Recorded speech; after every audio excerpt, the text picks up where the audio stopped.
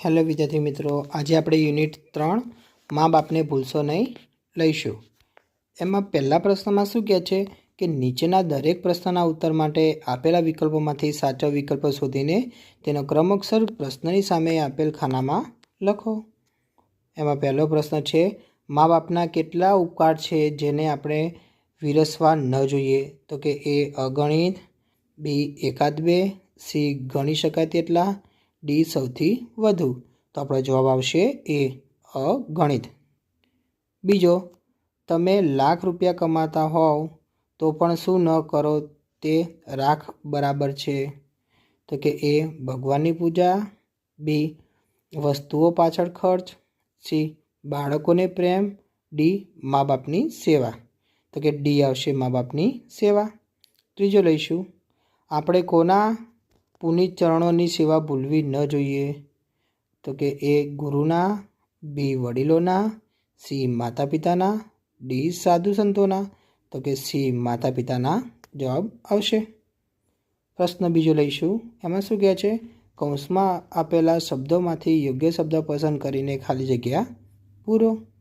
એમાં તમને કૌંસમાં શબ્દ આપેલા છે ધન, કોળિયા, મા બાપ, અમીમય, સંતાન. હવે એમાં લઈશું પહેલી ખાલી જગ્યા લઈશું. એમાં શું કહે છે? ભૂલો ભલે બીજું બધું ખાલી જગ્યાને ભૂલશો નહીં. તો આવશે મા બાપ.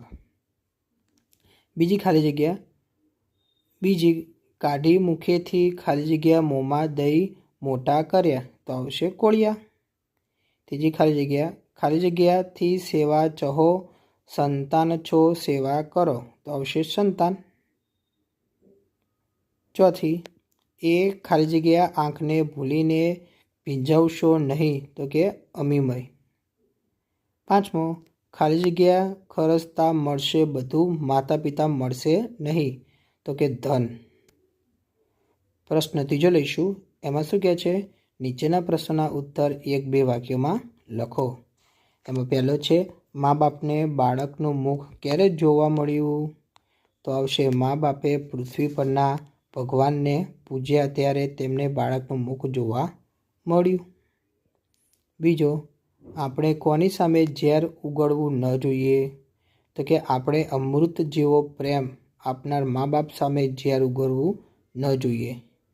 ત્રીજો, આપણે મા બાપના કોળ પૂરવાનું કેમ ભૂલવું ન જોઈએ? તો કે મા બાપે લાખો લાડ લડાવીને આપણા સૌ કોળ પૂરા કર્યા હોવાથી આપણે તેમના કોળ પૂરવાનું ભૂલવું ન જોઈએ. ચોથો લઈશું, આપણે કેવી ભાવના ભૂલવી ન જોઈએ? તો કે આપણે જેવું કરીશું તેવું પામીશું એ ભાવના ભૂલવી ન જોઈએ.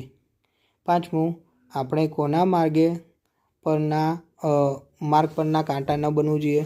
તો કે જે મા બાપે આપણા માર્ગ પર પ્રેમના પુષ્પો બિછાવ્યા છે તેમના માર્ગ પરના કાંટા ન બનવું જોઈએ. વિદ્યાર્થી મિત્રો, તમને મારો વિડીયો ગમ્યો હોય તો ચેનલને લાઇક, શેર અને સબસ્ક્રાઈબ કરવાનું ભૂલતા નહીં.